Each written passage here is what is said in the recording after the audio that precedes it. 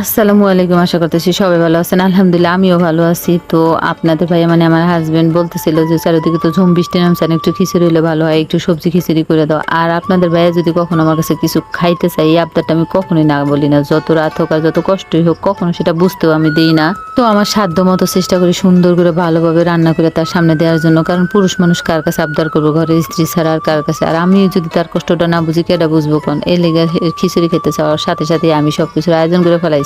রাইতে যতই হোক মশলাপাতি একবার সুন্দর করে বাইতে নিছি। আমি আবার ফ্রিজে রেখে খাই না, কারণ তাজা করে মশলা বাটলে সেটার তরকারি কিন্তু খাইতে অনেক মেলা স্বাদ। তো এদিক দিয়ে চাইল ডাল সবকিছু ধুয়ে নিছি আর সবজিটাও ধুয়ে নিছি, মশলাও কাইটা নিছি সুন্দর করে। এখন আবার আমি কড়াইটা দিয়ে তেল দিয়ে দিতেছি। সরষের তেল খাই, যদিও আপনার ভাইয়ার গ্যাস্ট্রিকের সমস্যা, এই জন্য সরষের তেলটাই খাই বেশি। চারিদিকে তো বৃষ্টি হইতেছে, এদিকে আমি বারান্দার মধ্যে চুলায় বসাই দিছি হলো যে খিচুড়ি, কারণ ঘরে কারেন্টের চুলা এখন রান্ধন যাবো না, রানলে মেলা সময় লাগবে। এলাকা গ্যাসের চুলা আইসি রানতে বাতাসে চুলার জাল খালি লাভ পারতেছে, তাই যাই কি করবো। আর তাই এর লিগে আগে পেঁয়াজটা কষাই দারচিনি এলাচ দিয়ে সুন্দর করে রান্না দিতে। সবচেয়ে বড় কথা হলো কি জানেন, আপনাদের ভাইয়া মানে আমার হাজব্যান্ড, ও যদি আমার কিছু কিছু খাইতেছে আমার খুব আনন্দ লাগে, আর সেটা কইরা দিতে আমার আরো বেশি আনন্দ লাগে। কারণ কিছু আবদার করে কেউ যদি চায়, সেটা যদি রান্না করে তার সামনে দেওয়া যায়, তার মনটাও শান্তি লাগে। আর যে কাছে চায় হেও খাওয়ায় শান্তি পায়। আর আমার কাছে এই জিনিসটা বেশি ভালো লাগে। তার সবজি খিচুড়ি আমি একটু সব মশলা দিতেছি, আপনাকে ভাই আবার কইতেছে একটু কম কম মশলা দাও, সবজি খিচুড়ি হালকা পাতলা করে করো। তো তারপর আমি একটু জিরা মশলা আদা রসুন যা বাড়ছি সবই দিয়ে সুন্দর করে আগে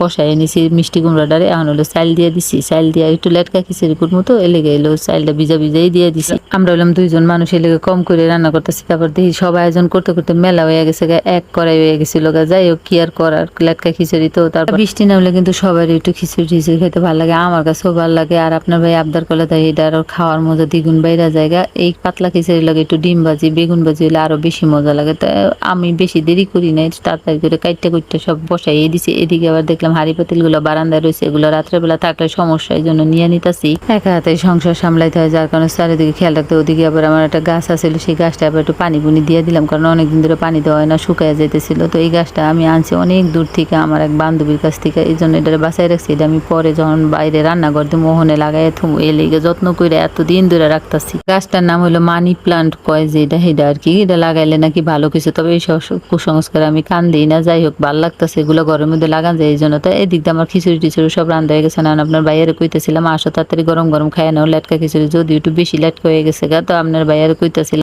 কিছু মনে করো না, লেটকা খিচুড়ি হয়ে গেছে গা, খাও আজকের মধ্যে, আর কিছু করার নাই। বৃষ্টির মধ্যে এত রাতে তাড়াহুড়ো করে রাঁধছে। তা আপনাদের ভাইয়া কইতেছে সমস্যা নেই, যেরকম রাঁধছো আলহামদুলিল্লাহ, তোমার খাওয়ার সাথে সাথে যে আমার রান্না করে দিচ্ছ এইটাই তো শুক্রিয়া। তো আপনাদের ভাইয়ার আগে দিয়ে নিছি, বলছে কেমন লাগে। আসলে বেচারা হাসি মুখে, খারাপ হইলেও বলবো ভালো হয়েছে, ভালো হইলেও বলবো ভালো হয়েছে, কারণ আমি তো বউ।